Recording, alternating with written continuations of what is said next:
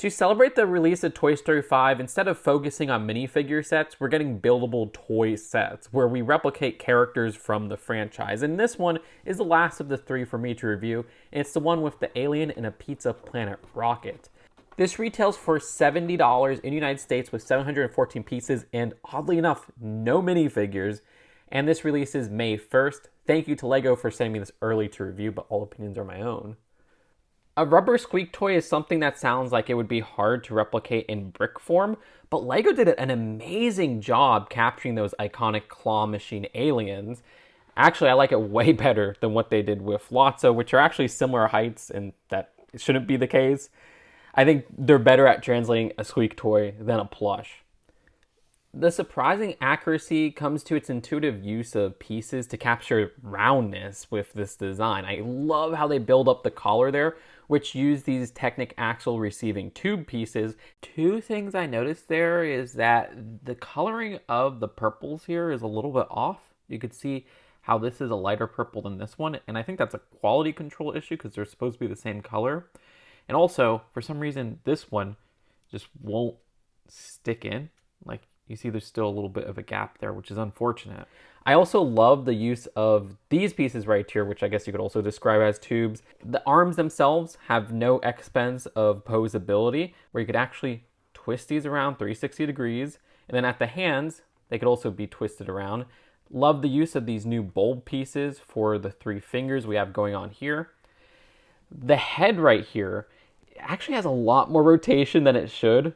I mean, yeah, you could get to some very uncomfortable positions of that head, which are not intended, but hey, they give you the option there. But really, you could rotate it left and right, which looks fantastic in my opinion. I mean, you get those different angles going on. Even the ears, surprisingly, have a little bit of movement going on there. But that movement is more of a side effect of just getting the very strange positioning they have going on for those 2 ears. The ears use one of those modified 1x1s that have the handle connection right there, which the only thing I don't like there is that this has a green that's different from the lime green of the rest of the head. I guess they couldn't make that piece in the lime green color, which it looks intrusive slightly from the front. You could see it right there. And then from the back, it just looks pretty terrible. But it's such a small part of this that it's not too big of a deal. Shaping of the head is excellent. Love the use of these quarter dome pieces as well as these sloped pieces right here at the side. One thing I don't love is that these plates right here do have these little indentations that you could see. That looks a little bit awkward, but it's not that big of a deal. The shaping on the mouth, unfortunately, can't be arranged where you can't change the mouth facial expression. But I do think the facial expression they have, which is the default one, looks good. I mean, that's the choice that you should go with. The one thing in its reveal that kind of threw me off was the shield pieces being used for the eyes. And yes, when you put this side to side with the aliens from the movie, you'll notice that this one looks a little bit chibier because it has larger eyes. And while I wish they would have had some way to capture slightly smaller eyes, I think I like this better in person. It still looks really good in my opinion, and it's a clever part usage where you get that shield piece with the printing there 3 times. I also like how they do the antenna at the top, which is a very simple build using this pole connection and this Technic ball. And there's a nice roundness to the very top as well. You do have 4 studs showing there, which is also not too big of a deal. I also love how there's movement for the head going upward. Yes, you get to more uncomfortable looking positions, but putting it just in the middle there, that looks great. I love how you can have them looking up. As for the rest of the body, like I said, love how they did the collar up there. Love how they do the belt as well, where it's like slightly raised just with the positioning and everything, and they use like a 2x3 tile for the buckle. Only thing I don't like, sticker right there, and it is noticeable because you could see the blue for this base is a different shade of blue than the pieces that it's on. And that's a problem with so many stickers. You should have just printed that. I mean, there are more stickers with the Rocket Ride section of the set, but like, come on. We had printed pieces for the eyes. You could have printed that torso right there. It looks janky in my opinion.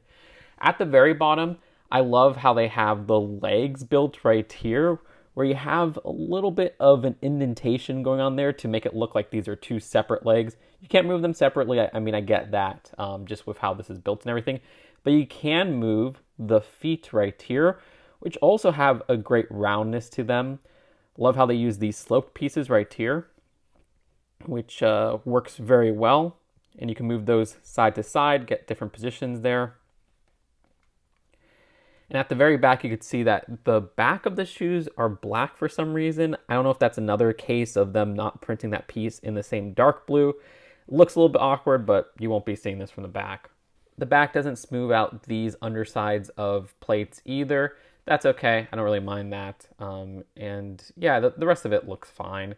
We just have that little problem with the green and the black at the very bottom. Yeah, I love how they actually made this one size accurate. Like, I think out of all the buildable characters we have of this year for Toy Story, this is the most size accurate one. Unfortunately, I don't have a Thinkway Toys to compare this to. Regardless, that's it for the alien. Let's take a look at the rocket ride build. So what LEGO is capturing here is a very minuscule part of the first movie, where in the Pizza Planet restaurant, you can see there's these little rockets that kids are riding. Yeah, it's one of those. The colors are completely off in that regard.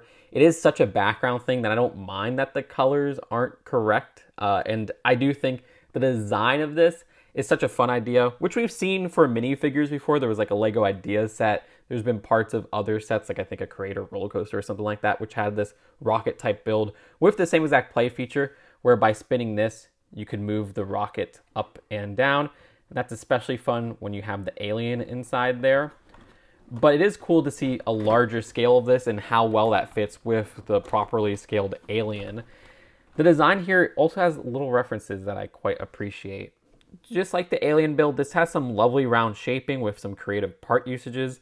I especially love how they built up the front of the rocket right here, where you can see the side uses some of these quarter circle pieces that are slightly sloped. We have some 2x3 tiles. And seeing that all around, it actually works really well. I like how they do the very front of the rocket, which has like some little dish pieces. And then at the very end, we have one of those, not the same bulb pieces as the ones with the alien's fingers that are rather new, but one of these bulb pieces that have the pole connection. On both sides, we have the same build and display, where you can see that there's a Pizza Planet rocket sticker, which is on this 2x6 tile. Again, we have the same problem where you can see the shade of the white on the pieces is different from the shade on the sticker, which looks bad. This one's a little bit less noticeable than the one on the alien. I do like how they use this color right here. I forgot the specific name for that translucent blue variant, but that looks good. Love the roundness going on to the base of the rocket right there. And then at the very back, we have a use of one of those cloud pieces in a translucent blue, which just fits into like the little engine part right there. And I like how it has kind of like a classic rocket design with these sloped pieces on a studs not on top technique build for those side ones. Nice roundness with these circular pieces surrounding that whole back engine part. A very tile-loaded interior, so you could just easily slip in and slip out that alien. And there's even a little control panel, which brings our first reference. Display here says A113, which is a reference to a lot of different animated shows and movies, including tons of Pixar movies. You'll see it on license plates, you'll see it on room numbers, which I believe it's referencing a specific like classroom that a lot of these animators went to. And if you look on the left and right, they have the miniature builds for the LGMs, you know, the alien of this set, that is present in, I think it's the Slinky Dog set. So those appear once again, so that's another little reference. Not too much else going on in the cockpit right here. Again, very easily fits the alien. Love how they use this windscreen piece right here. And at the base, we have that whole little function to move the rocket up and down, which is really fun. Like I said, not entirely original. The one thing I don't like about it is that this part is not secure enough. So what you'll have is that if you twist it a bunch, look, I'll push it all the way back down. When you twist it a bunch, you'll see it slowly starts to disconnect from the Technic axle it's attached to, and then it's disconnected. I don't know if that's just my particular version with like the clutch power of this specific Technic beam piece. Yeah, Technic beam, Technic beam. Not working too well, but yeah, that's kind of flimsy if you ask me. I wish that was more secure on there. And to get a better look at how that function works, it's very easy to remove the rocket from the base there, which I like because you could just display this on its own and it could be like an in-universe rocket. I don't know, I'm thinking back to the old Buzz Lightyear cartoon that I loved as a kid. But if you see on the base here, It just uses some of these Technic gear pieces. It just uses a function where these gears grind right here, which causes this part to push this whole small brick build up and down. Very, very simple function that works very smoothly. And then on the opposite side of the base here, there's really nothing going on. But on this side, where that little function works, we have a little insert coin to play sticker where you can see inside here, they actually have a coin, which is a print that we've seen before. It's the nickel print right there. You get another one on top of here, and you get one as an extra in this set.